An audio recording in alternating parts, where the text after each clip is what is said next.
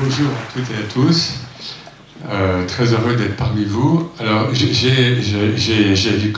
commis un petit PowerPoint, mais vraiment en trois slides. Mais par contre, je ne sais pas comment je fais passer, parce que j'ai pas de... Pour faire passer. Ou bien je les mets à... Bon, de toute façon, il y a trois. Pourquoi? J'aime pas faire, à vrai dire, des slides, enfin des... Merci.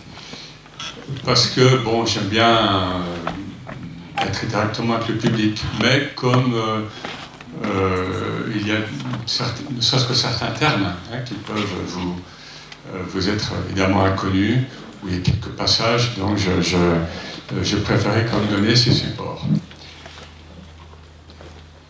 Alors, j'ose vous dire que mon intervention ne se situe pas a priori dans le champ du développement personnel, même si, vous allez voir,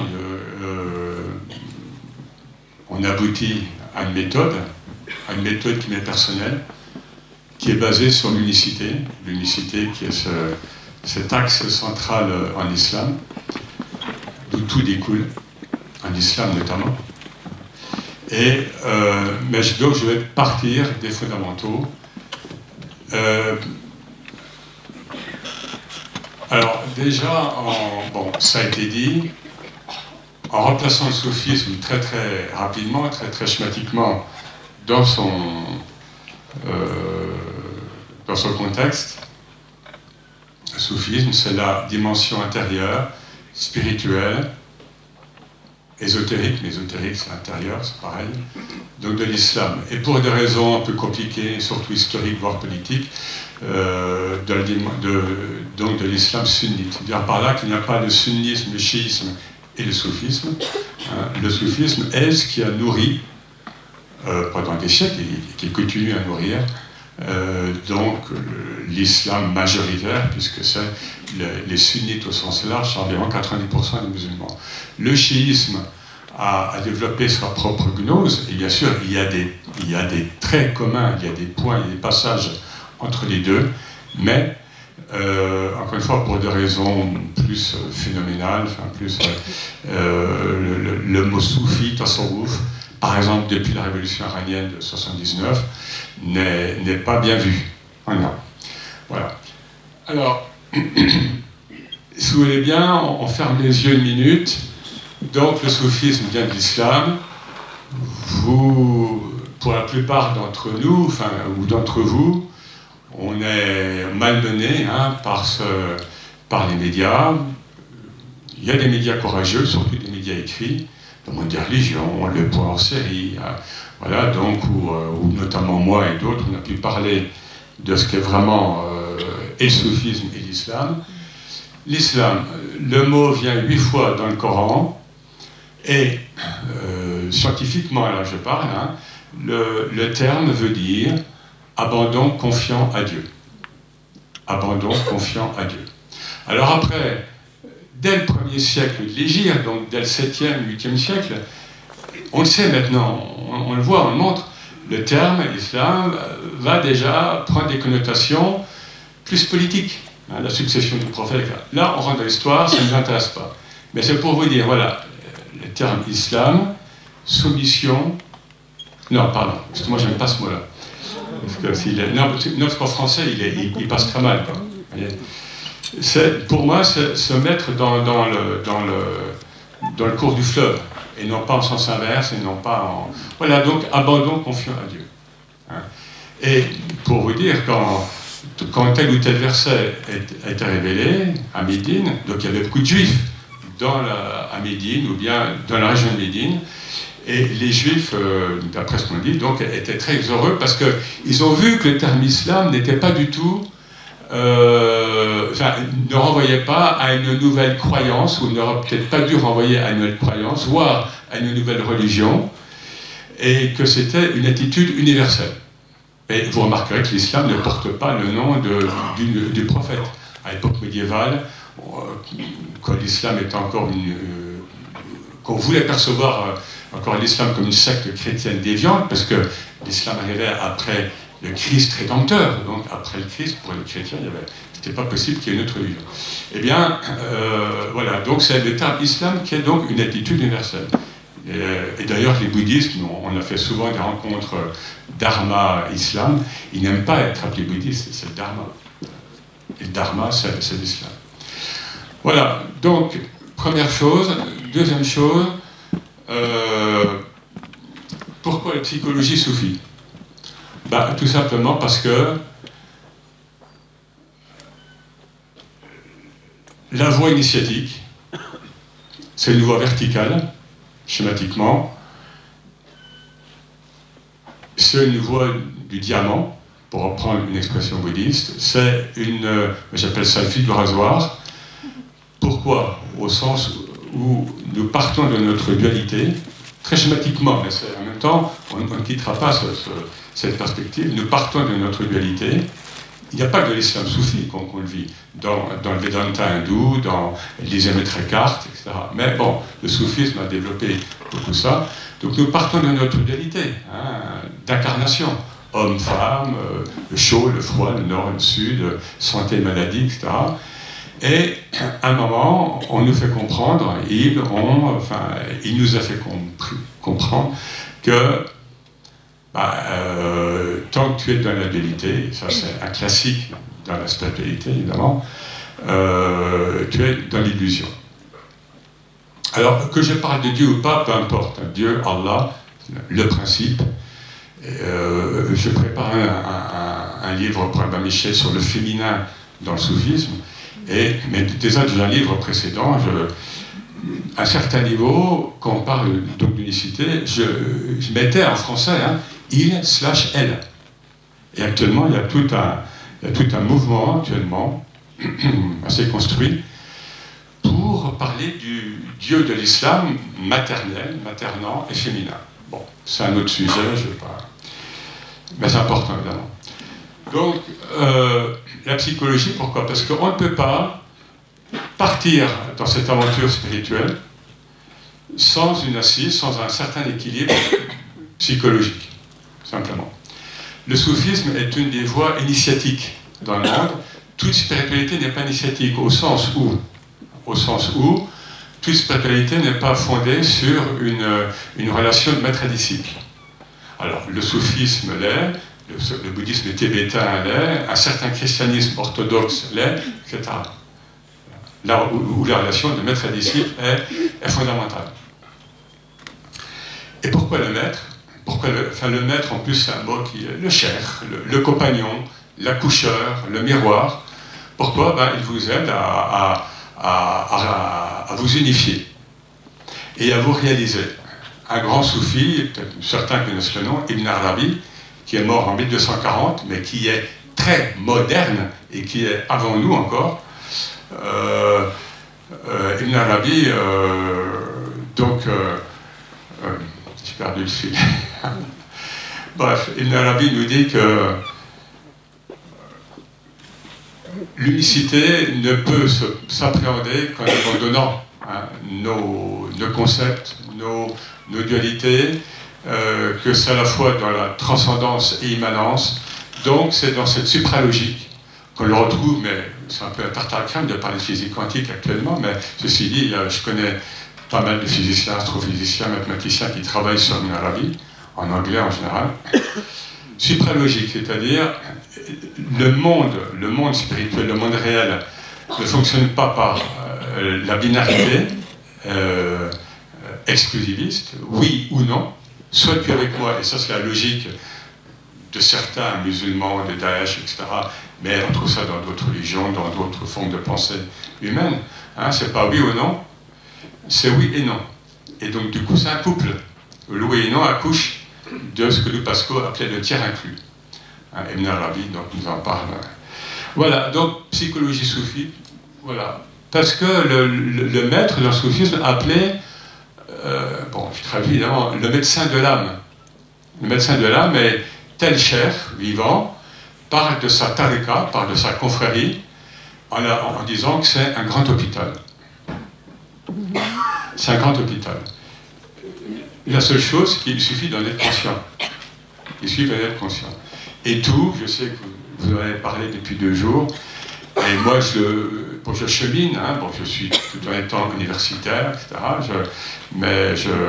Je suis cheminant dans la voie soufie, et je me rends compte de plus en plus que tout est une question de conscience. Pourquoi? Tout est là. Tout est là, tout est en nous, et schématiquement, je dirais, toutes les présences. Alors, dans notre sphère islamique soufie, la présence divine, la présence mohammedienne, la présence de prophètes. Et qui est le prophète? Et la présence des prophètes, parce que vous savez qu'en islam, tous les prophètes sont reconnus, et donc dans le soufisme, on peut être initié, accompagné par Jésus, Moïse, Noé. Etc. Donc, toutes ces présences sont là. Ou bien les saints, morts il y a 1000 ans, ben, ils sont là, ils sont présents, et ils nous aident, ils nous protègent, et ils sont en nous. Ils sont en nous. Mais nous ne sommes pas présents à nous-mêmes. Je schématise, mais c'est vraiment ce que je vis, puis ce que je dis, plus en milieu, vous voyez, soufi, nous ne sommes pas présents à nous-mêmes. Pourquoi nous avons peur? Rumi, Rumi, vous connaissez, le grand poète persan, qui a vécu à Cognac, qui est mort en 1273, le fondateur, entre guillemets, donc des derviches tourneurs. Rumi nous dit que l'humain ne veut pas se réaliser parce que ça lui fait peur. C'est la peur. Se réaliser, c'est quoi? Comme dit l'Arabie, c'est réaliser le réel. Or, oui ou non, nous le faisons du matin au soir, et la nuit avec nos rêves psychiques. Hein, et là, je distingue les rêves psychiques et des visions, hein, qui sont très claires, des visions spirituelles. Eh bien, nous passons notre temps à réaliser l'illusion. Et le soufisme, c'est une voie d'éveil, évidemment, et c'est pas facile de s'éveiller. Je veux dire par là que c'est pas confortable, a priori, d'être lucide. Et pour avoir côtoyé de près, comme l'un ou l'autre cher soufi, c'est pas facile. C'est un sacrifice, et qu'on pense que certains veulent devenir maîtres spirituels, soufis ou autres, ils ne savent pas ce que ça représente. Alors, on va un peu avancer. Je vais voir un petit peu. Alors, qu'est-ce que je vous ai mis là?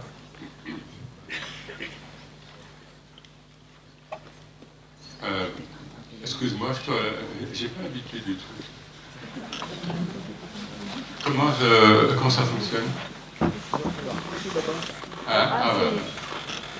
Voilà, donc, la fitra. Terme arabe, bon, c'est pour ça que je vous dis. La nature primordiale pure de l'homme et de toutes les créatures.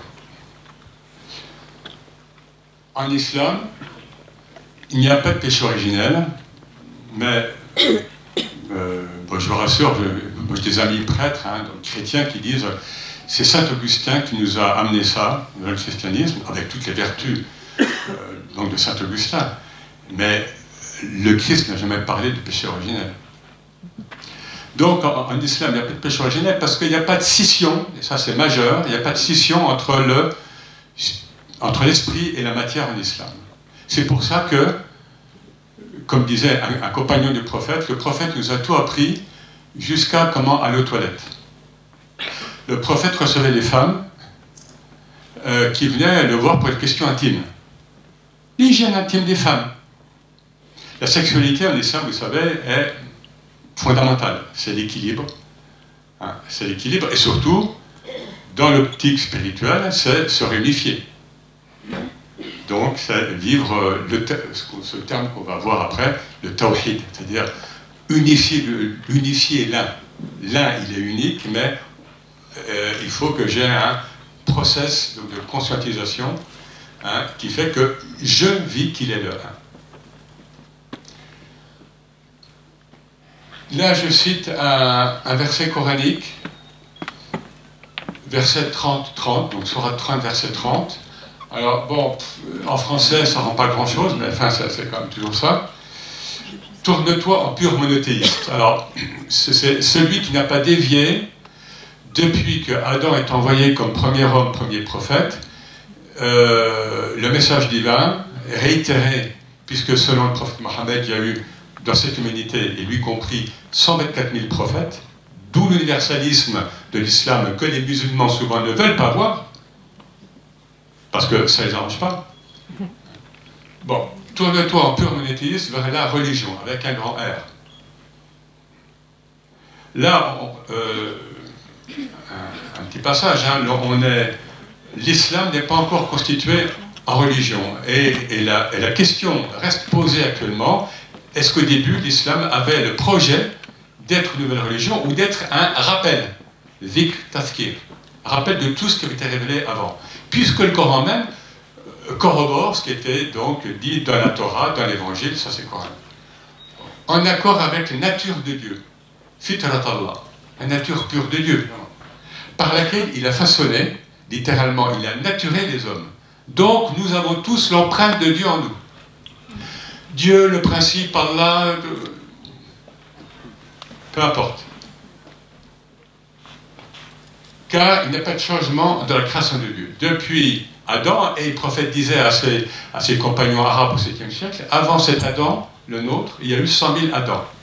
Oh, ça donne le vertige. Telle est la religion immuable, on pourrait dire la religion axiale. C'est-à-dire, pas l'islam historique, pas le christianisme historique, non. Le lien avec le transcendant, avec le principe, avec Dieu. Mais la plupart des hommes ne savent pas. Et ça, c'est quelque chose qui revient très souvent dans le Coran. C'est-à-dire que les changements dans l'humanité, ou dans les humanités, vers le mieux comme vers le pire, se font toujours à partir de minorités agissantes. Parce que la plupart des hommes sont sourds, muets et aveugles, comme dit le Coran, hein, ou sont dans la distraction, terme coranique, terme pascalien, hein, Pascal. Une parole du prophète, l'islam est la religion de la nature pure, de la nature primordiale pure de l'homme. Religion ultime de la fonction et de réactualiser la religion originelle adamique. Voilà.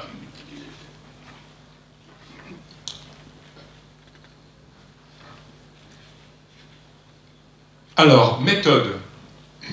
J'arrive quand même assez vite hein, à la méthode. Mais, alors, est-ce que j'ai quelque chose là-dessus? Ouais. Bon, d'abord, tout part de nous. Hein. Comme je l'ai dit, nous avons tout en nous. Le soufisme historiquement, depuis des siècles, enfin, les maîtres soufis ont écrit moult traités où ils distinguent les maqamat, donc les stations initiatiques, les ahwal, donc les états spirituels, etc. Et donc la voie initiatique, est, comme son nom l'indique, est perçue comme un cheminement. Donc on a plusieurs termes arabes. Mais en fin de compte, on se rend compte que cette voie initiatique, comme d'autres, c'est encore un leurre. C'est encore un leurre, parce que, ben moi, j'ai l'image qui s'est imposée à moi. Hein. Vous savez, lors des réveillons, il y a les cotillons, je crois que ça s'appelle, on souffle, hein, puis ça déroule. Eh bien, la voie initiatique soufie, les soufis le disent eux-mêmes. Ils passent par là, mais en même temps, ils le disent. C'est comme c'est un leurre. Tu vas vivre tel maqam, tu vas telle station initiatique, tu vas être traversé par tel état spirituel, et puis hop, tout se résorbe. Pourquoi? Parce que ça vient de toi. Tout est en toi. Et quand je dis en toi, pour moi, c'est le haram. Hein, c'est là. C'est toute cette sphère-là, d'où tout rayonne. D'ailleurs, la lettre finale du nom Allah, là, il y a un ha à la fin, c'est la seule lettre qui vient du bas-ventre. L'alphabet arabe est beaucoup plus incarné que l'alphabet que l'alphabet français. Donc on prononce depuis le bas-ventre jusqu'à Fumma, jusque la langue sorte. Bon. Alors, donc tout part de soi. Il y a une parole attribuée tantôt au prophète, tantôt à l'imam Ali, bon, peu importe. Bon, j'ai dit en français tout de suite. Seul celui que se connaît lui-même connaît son Seigneur. C'est-à-dire, ne te défausse pas en disant oui, je suis un grand mystique ou en cherchant Dieu ailleurs qu'en toi. Tout part de toi. Et tout revient à toi. Parce que nous portons la présence. On va y venir après. Alors, on y va tout de suite, parce que le temps passe. Le tawhid. Voilà. Ah, je ne vais pas doué.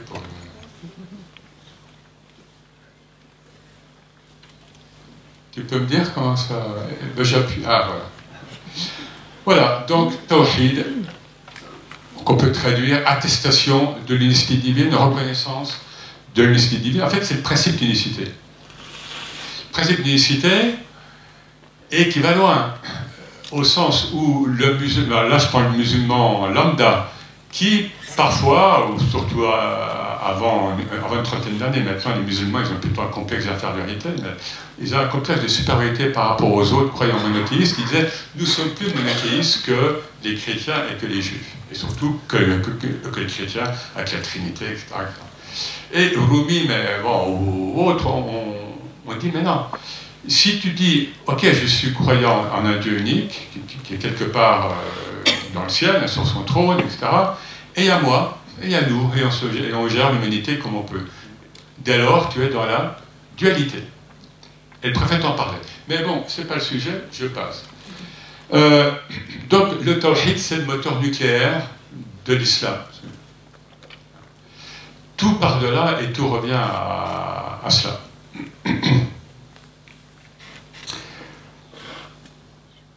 Et nous avons des sources scripturaires pour ça. Alors, ce qui est cité en dessous, c'est ce vécu de l'unicité. Ce vécu de l'unicité. Alors ça, c'est pas le Coran, c'est ce qu'on appelle Hadith Qudsi. C'est une parole sainte, c'est Dieu qui parle, par l'intermédiaire des prophètes, en général à la première personne du singulier, et sur un ton intimiste. Le Coran, c'est autre chose, c'est d'autres styles au pluriel. Voilà, et qu'est-ce qui nous est dit là? Mon serviteur, l'humain, ne cesse de se rapprocher de moi par des œuvres surérogatoires, des prières, etc., jusqu'à ce que je l'aime. Et quand je l'aime, je suis son ouïe par laquelle il entend, sa vue par laquelle il regarde, sa main avec laquelle il saisit et son pied avec lequel il marche. Donc là, il n'y a plus de dualité. Donc, qu'est-ce que le tawhid vécu, travaillé, exploré par les spirituels musulmans, soufis, bon, soufis, c'est qu'un nom, ils le disent. C'est vivre cette unicité. C'est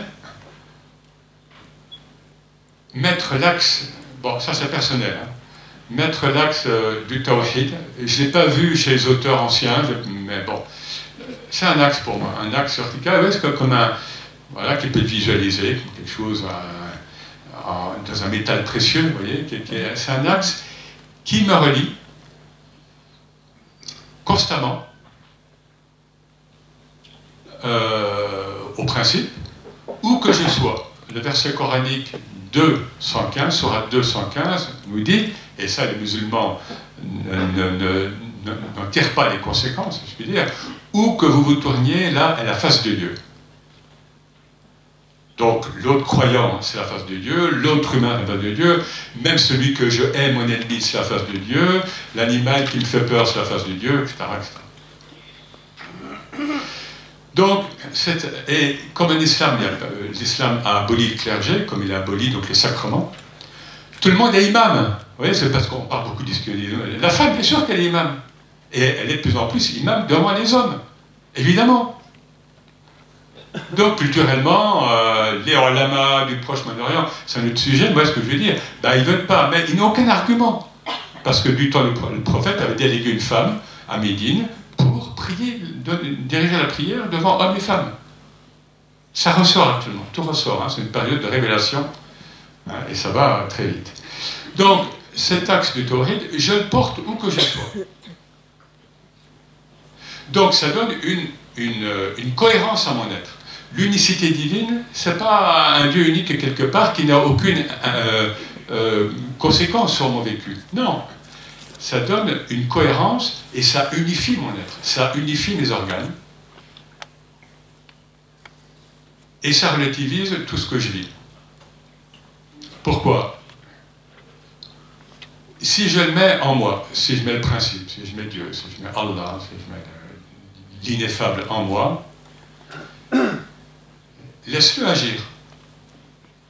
Laisse-le agir en toi. Et le cher dont je parlais avant, ça remonte à une quinzaine d'années, il y a une dame qui avait une double tumeur dans le cerveau.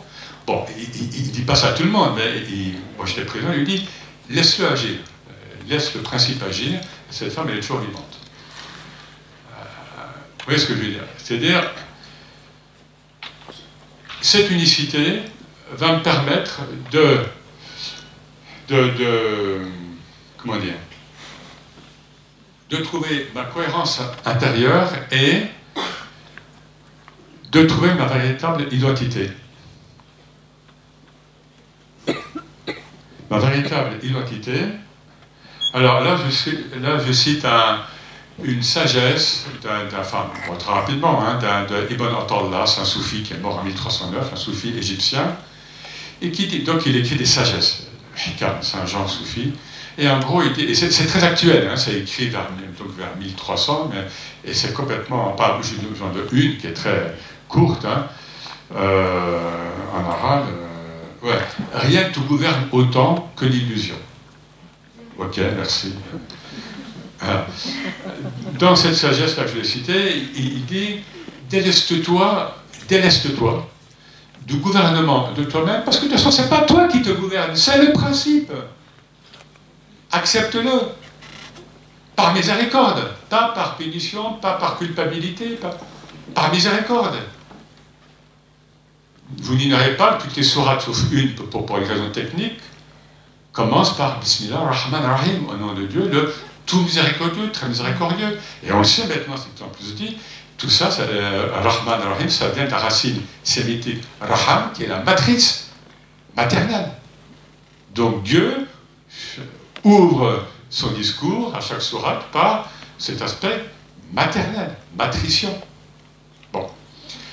Donc, déleste-toi, parce que c'est pas toi qui te gouverne. Donc, fais tomber les illusions. Donc, on a tout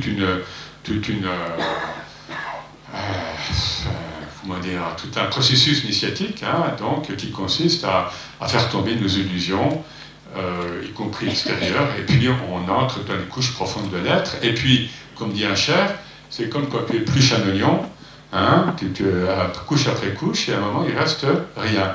Et c'est dans ce rien qu'il va t'habiter, le tout. Et c'est pour ça qu'on va dans le désert. Pourquoi on va dans le désert? Parce qu'on trouve le tout.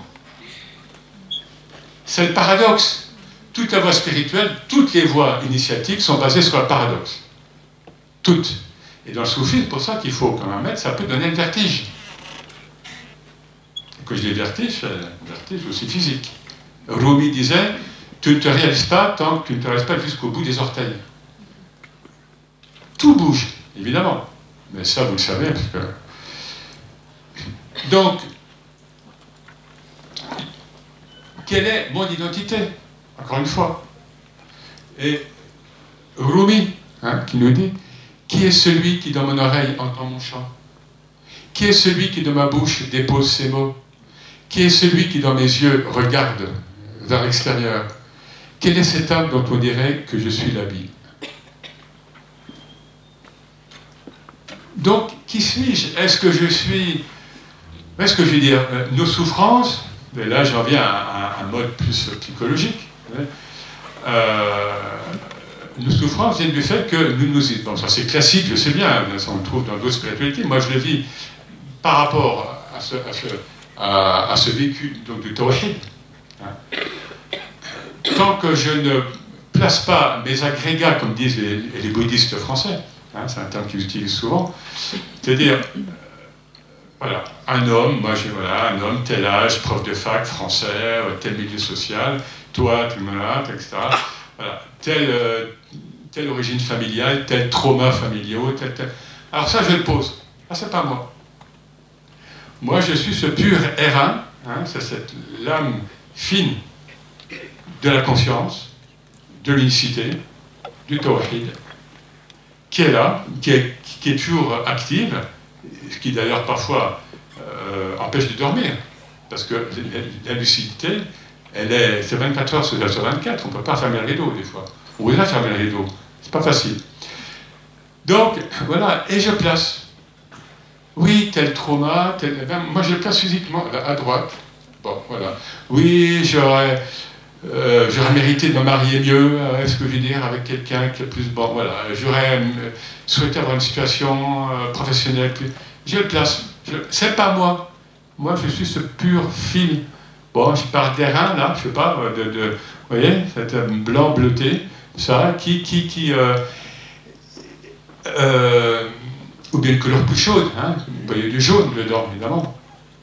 Et lorsqu'on fait des retraites spirituelles, donc des khalwa, 3 jours, 3 nuits, bah, on est à même de vivre ou pas. Des fois, les khalwa, elles sont sèches, hein, il n'y a rien. Puis parfois, ils vous parlent, ils vous donnent il ou plus rien. Hein. Voilà. Donc, je place les choses, mais ce n'est pas moi. Et je ne suis pas seul à le dire. La voie du tasawwuf, donc du soufisme, c'est une voie de désidentification. Hein. Une voie de déconditionnement. Y compris du religieux, bien sûr. Y compris du religieux. On a une petite fondation, peut-être que c'est vrai parce que je suis modeste, mais non, en plus elle est récente. Bon, la fondation qui s'appelle Conscience Soufie. Donc on fait des voyages dans le désert avec des gens, on fait des séminaires, on fait, etc. Et on voit tellement de gens, la majorité, mais pas tous, de culture donc, musulmane, ou bien des pratiquants musulmans, mais qui ont une quête spirituelle et qui ne trouvent pas, ni dans les mosquées, bien sûr, et malheureusement, sauf exception, ni même dans les confréries soufis, qui ont un discours souvent accaparant, presque égoïste, notre chair, c'est le meilleur, etc., etc. Vous voyez ?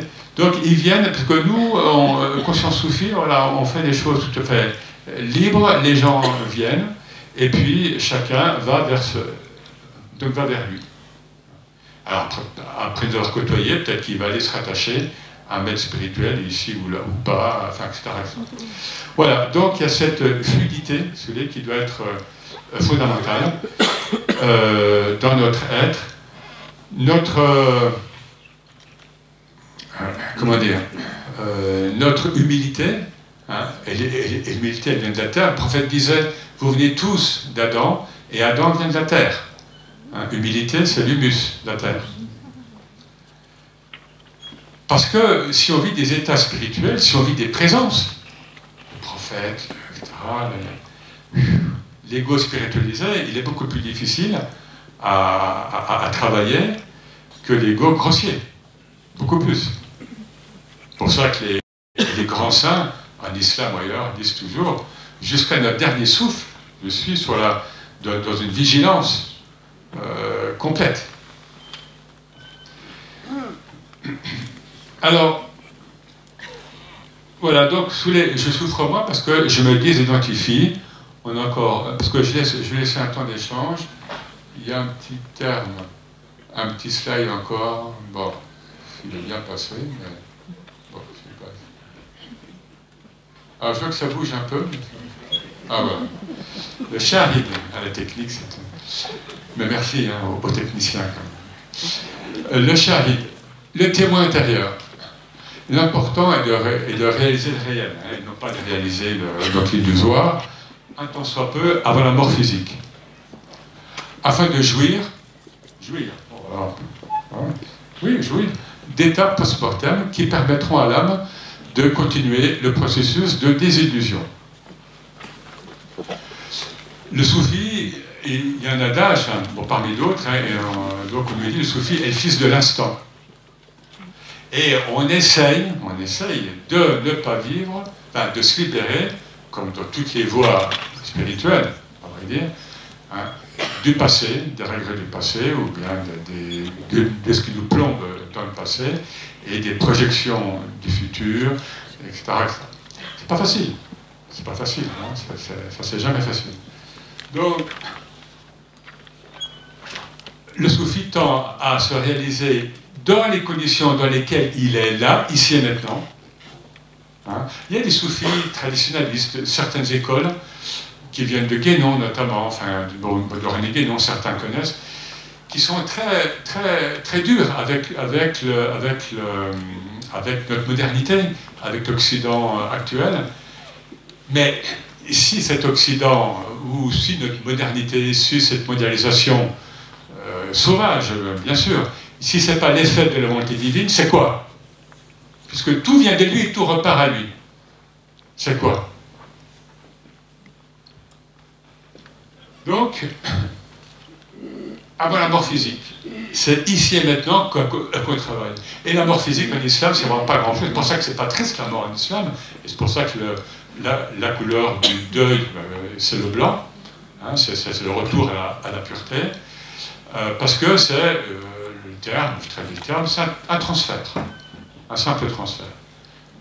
Et beaucoup parmi les soufis ont souhaité anticiper même la mort physique. Halaj. Il ne faut pas. Ce qui compte, c'est la mort initiatique. La mort physique, c'est anecdotique. Donc, un outil cognitif donc de connaissance existe pour cela, le témoin intérieur, shahid.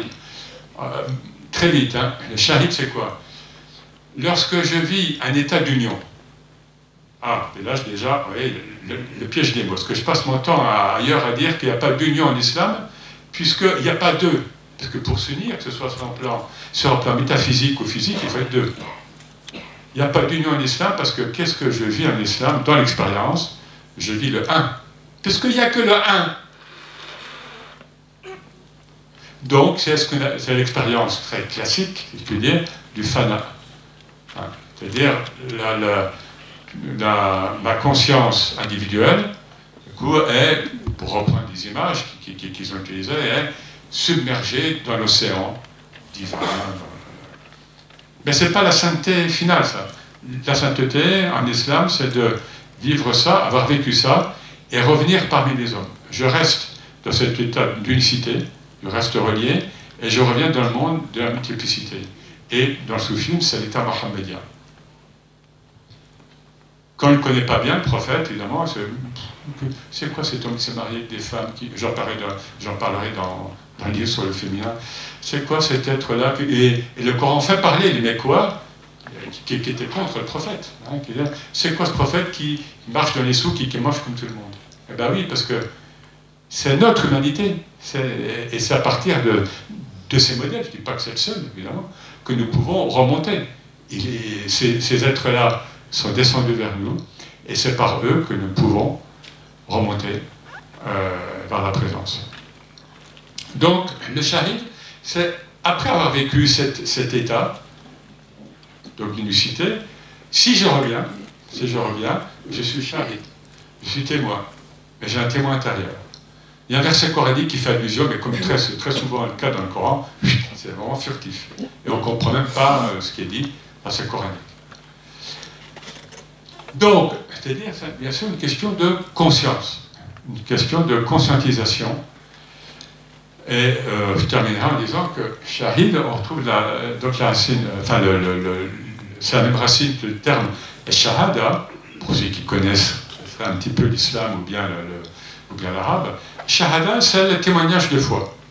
Hein, c'est la profession de foi. Je témoigne qu'il n'y a pas de divinité si ce n'est Allah, si ce n'est Dieu. Et d'ailleurs, parenthèse, la profession de foi en islam commence par une négation. La ilaha. C'est-à-dire, tout ce que vous projetez sur Dieu, sur le principe, sur ce, non. Le principe est toujours au-delà. Donc, shahada, témoignage de foi. Mais les soufis disent au commun des musulmans, enfin commun, voilà, si en professant cela, vous n'avez pas une conscience de cette unicité, et là ils prennent un terme juridique, vous faites un shahadat az-zur, vous faites un faux témoignage. Faux témoignage. Et tout le soufisme finalement repose dans le fait de passer de la shahada, la langue arabe, qui est incroyable, à la mushahada, une forme dérivée, contemplation. Je suis conscient, de plus en plus conscient, que je suis libre. Alors je le dis et ça passe. Là je le dis parce que vous avez sans doute une mauvaise image des musulmans. Alors je le dis. Maintenant, le public musulman évolue. Daesh, tout ça, c'est autre chose, c'est politique, c'est géopolitique.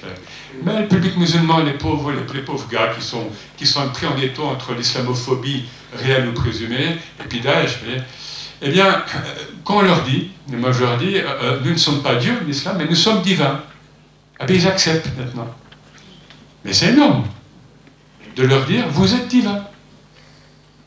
Et reconnaissez ce divin en vous. Et ça relativise, et pour finir, hein, nos traumas, nos maladies, etc. Voilà. Eh bien, écoutez, on a un petit temps d'échange, mais on a eu 5 minutes, donc on a 5 minutes voilà. Donc à vous, si vous voulez bien, si vous avez des questions. Alors, comme le temps nous a compté, évitez les questions et la femme en islam, et vous voyez ce que je veux dire. Essayez d'être dans ce que j'ai dit et de... Merci.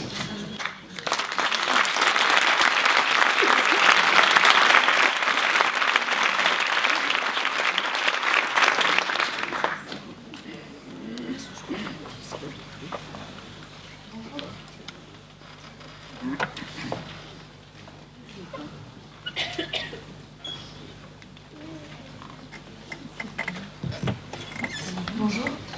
Je souhaitais juste rebondir sur ce que vous disiez à la fin par rapport au divin en nous. Nous sommes divins.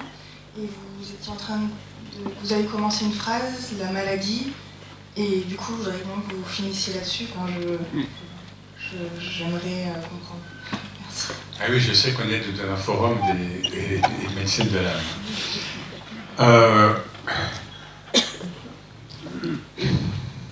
Alors, je vais être paradoxal, hein, parce que le prophète a été, bon, recevoir la révélation, c'était très dur, c'était très fort. À un moment que le Coran s'adresse au prophète, il lui dit, nous allons projeter en toi une parole lourde.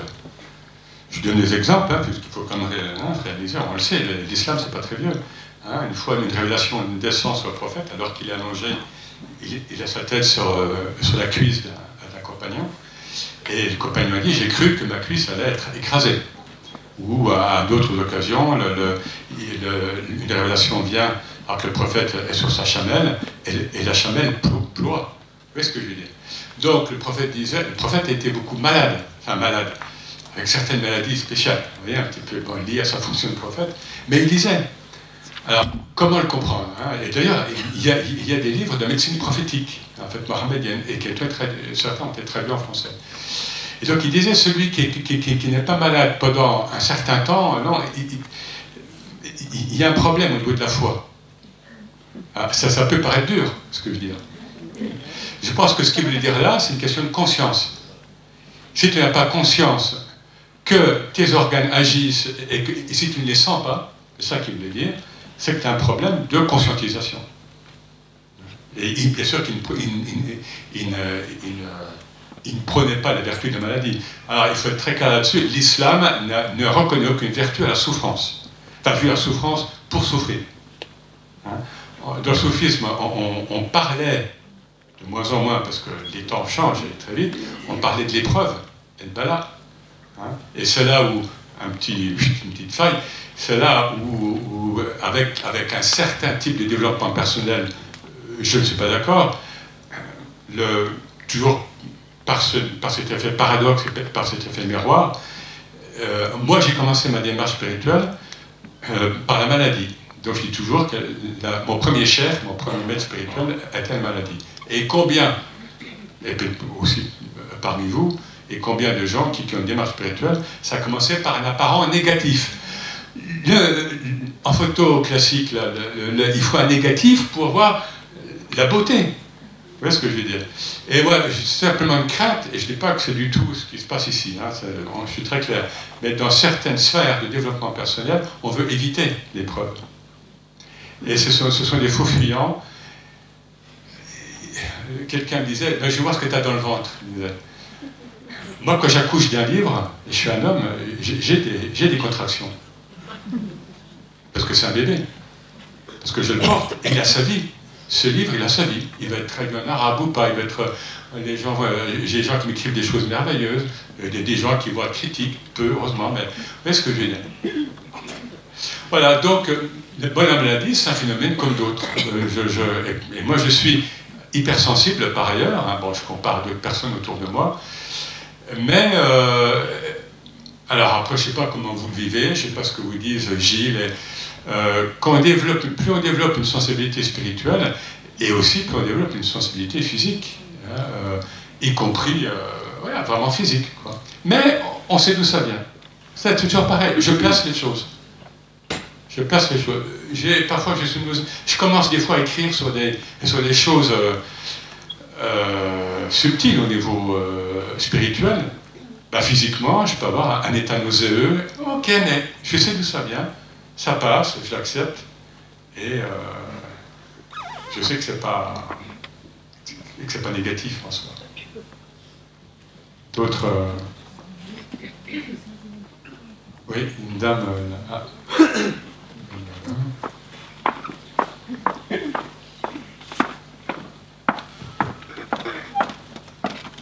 Bonjour. Je voulais juste apporter un petit témoignage. Moi, je suis de confession musulmane. J'ai été éduquée dans la religion musulmane, bien que je ne sois pas pratiquante. Et j'ai le souvenir de mon défunt père qui disait toujours, pour nous ramener à la spiritualité et au divin, quand on avait des velléités, là, quand on prenait la grosse tête, c'était ces termes, il disait toujours, eh bien, il n'y a de grand que Allah et Mohammed son prophète. Et ça nous ramenait tout de suite à quelque chose de très aligné, de divin, et c'est ce qui me nourrit d'ailleurs, bien que maintenant j'ai une vision beaucoup plus universelle. On m'entend ? Oui. Un petit peu. J'ai une vision, on m'entend moins, oui, pardon. J'ai une vision maintenant beaucoup plus large, beaucoup plus universelle que le seul islam dans lequel j'ai été éduquée. Et j'ai vraiment gardé cette parole il n'y a de grand que Allah. Après Allah, on peut y mettre le nom qu'on veut, mais ça nous renvoyait à chaque fois au divin. Et c'est ce qui nous a permis de rester alignés, de ne pas nous égarer avec des personnes qui auraient pu influencer notre jugement ou altérer notre discernement. Et c'est vraiment une parole dont je me nourris, et je voulais rendre hommage aussi à mon père de nous avoir vraiment inculqué et nous avoir transmis cette vision très spirituelle de « Il n'y a de grand que Allah et Mohammed son prophète », celui qui a transmis sa parole. Voilà, c'était juste ce petit témoignage. Merci. Et juste un petit ajout, mais très rapide, pour les gens de culture musulmane. Ce qui se passe actuellement, c'est un passage civilisationnel. Vous êtes bien conscient que Daesh et compagnie, ça n'a rien à voir avec l'islam, hein, que c'est le produit du post-colonialisme. Ils ont montré en vidéo, là, il y a 2 ans, qu'ils détruisaient au bulldozer la ligne Sykes-Picot de 1916, c'est-à-dire la France et l'Angleterre se partagent le proche Moyen-Orient. Donc c'est tous ces ressentiments, c'est tous ces... Nietzsche parlait de la culture du ressentiment, vous voyez, qui remonte. Et donc c'est négatif. Mais je vous dis, Franco, alors évidemment que je condamne, et n'oubliez pas que les premières victimes de ces gens-là, ce sont les musulmans, hein, donc au niveau quantitatif, l'Irak, la Syrie, voilà. Mais pour autant, le fait qu'ils existent me montre que la seule solution dans le monde, et en islam notamment, c'est la spiritualité. Mais une spiritualité incarnée, évidemment. Et que c'est ce vers quoi on va, parce qu'on n'a plus le choix. Que ce soit au niveau écologique, que ce soit au niveau religieux, que ce soit au niveau économique, etc., il faut qu'il y ait cette force verticale. Parce que la spiritualité, c'est une force incroyable. C'est révolutionnaire. Hein, au sens de... Ça implique tout l'être, du plus métaphysique au plus physique. Et ils le savent, même au niveau religieux. J'ai côtoyé des politiques divers et variés, ils le savent. Mais en France, bon, il y a un blocage laïco-laïcard, mais ça c'est autre chose. Est-ce qu'il y a d'autres réactions? Monsieur? Là, au milieu.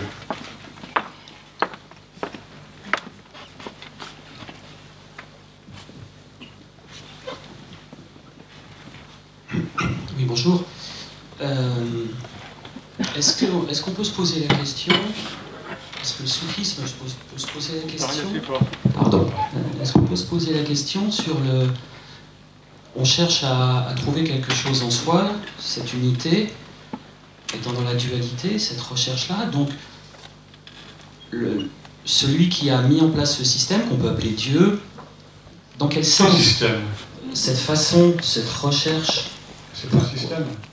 Alors, le bébé le vit, et en fait on l'oublie avec l'enfance et avec la culture humaine. Hein, on dit qu'au soit, pardon, je donne la parole, mais dans le mot système, non, si vous parlez système religieux, d'accord, mais système spirituel, c'est antinomique. Alors, je ne voulais pas dire système, je cherche mes mots. Simplement, je veux dire, est-ce qu'on peut se poser la question sur le sens, le pourquoi Dieu, mais on est dans ce fonctionnement, le sens, pourquoi Dieu impose ce passage à la dualité? Qu'est-ce que cherche Dieu? Est-ce qu'il cherche un miroir à lui-même? Ou même, est-ce que cette question a un sens? Est-ce qu'on a le droit de se la poser dans le soufisme? C'est-à-dire se poser la question sur le principe créateur lui-même, lui dire, mais que cherche le principe créateur à travers l'expérience qu'il me propose? Ah, c'est tout à fait soufi.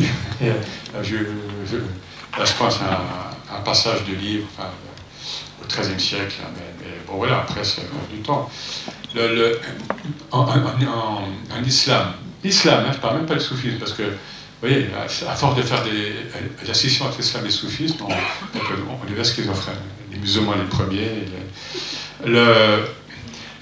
La chute sur terre, bon, la chute est évoquée en un verset dans le Coran. Et la chute, c'est pas dû à la faute d'Ève du tout d'ailleurs, hein, en islam. Bon, ça c'est autre chose. La chute, ce n'est pas une malédiction. Au contraire, c'est un mode de reconnaissance de Dieu.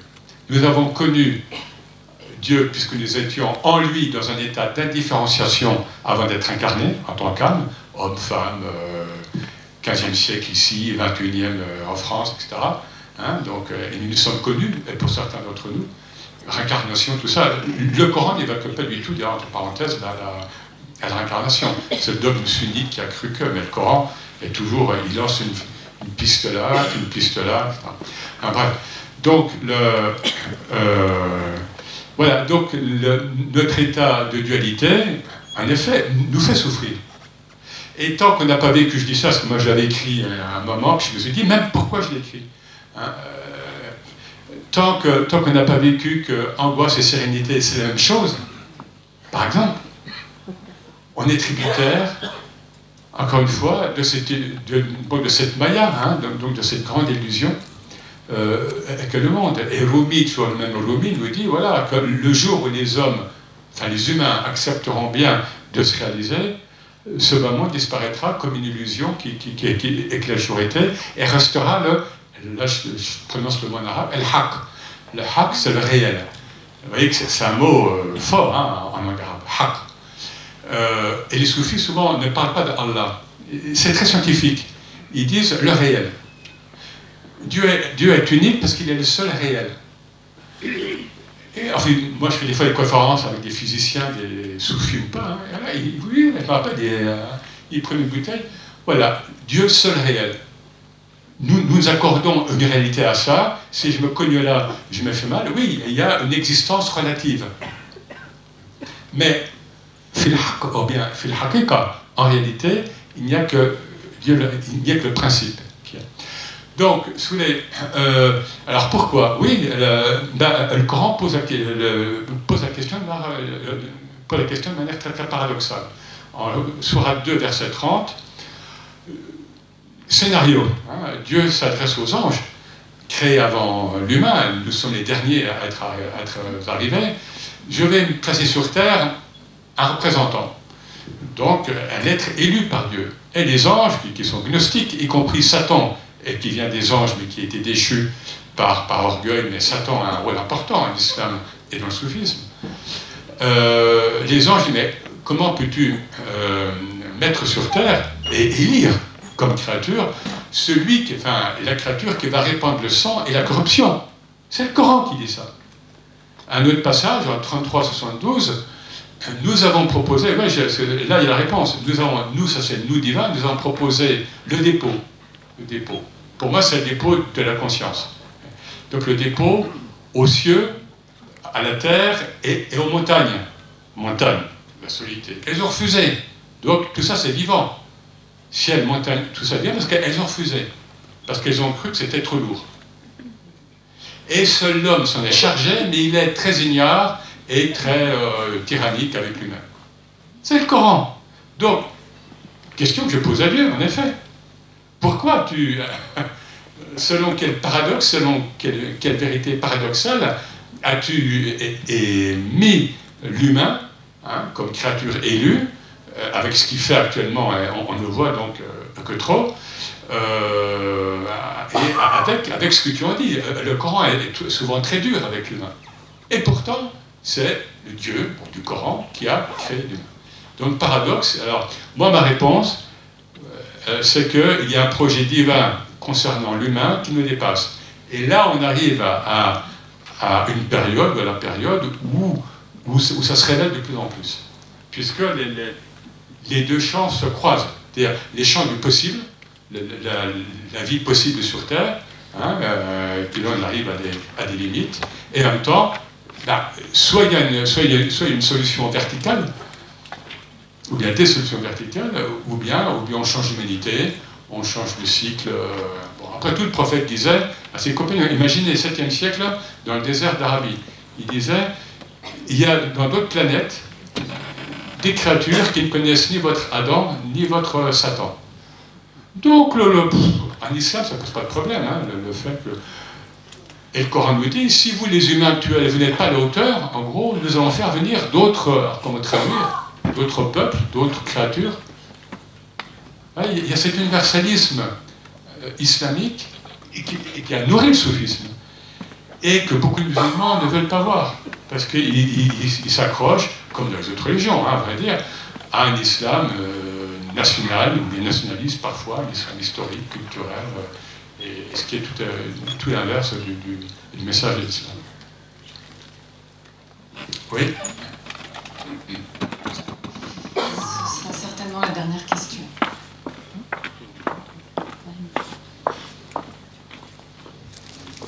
Je voudrais, s'il vous plaît, si vous pouvez juste revenir un peu de précision sur Shahid, par rapport au fait de...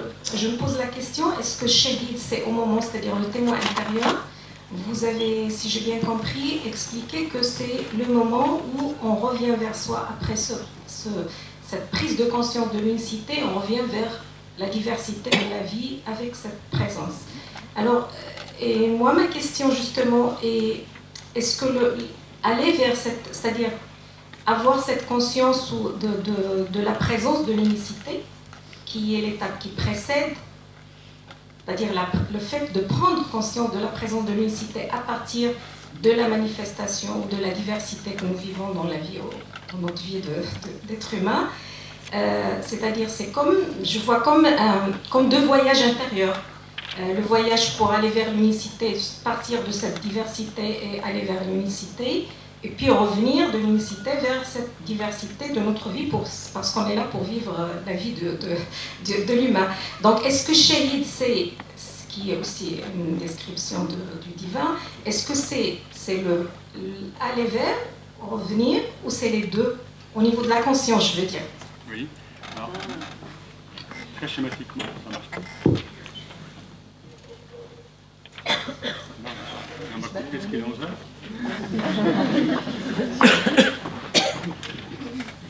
Là, ça va. Alors, très schématiquement, 3 états de conscience. Bon, je traduis les termes, parce que état premier, enfin, état de différenciation première. C'est notre état de conscience ordinaire. C'est-à-dire, nous sommes dispersés dans la multiplicité. Un verset coranique qui fait allusion. Vous êtes distrait par la multiplicité. Voilà, moi c'est moi, mais alors j'ai le train là, mais voilà, puis alors, oui, puis je suis marié, mais j'aime bien cette femme en même temps, bon, mon boulot, ça va bien, mais j'aimerais... Oui, enfin, tout ce qui nous... Voilà, tout ce qui nous occupe, bon, voilà. Donc l'état de pluralité, qu'on assume plutôt mal, bon, voilà, ça c'est une chose. Bon, après, il y a deuxième état, c'est ce qu'on appelle donc le fana, donc l'extinction dans la présence, qui est aussi appelé, tout ça ce sont des termes, le nom de jama. Le jama, c'est-à-dire l'état d'union de synthèse. C'est-à-dire là, il y a le 1, et je vois que tout est relié par le 1. Donc là, je ne vois que Dieu. Oui, ça d'accord, ok. Et donc tout est relié. Le principe d'interdépendance, qui est chez les bouddhistes notamment, mais bien sûr, qui est éminemment dans le soufisme. Troisième état, état de différenciation second, c'est-à-dire comme le premier, hein, mais il est second.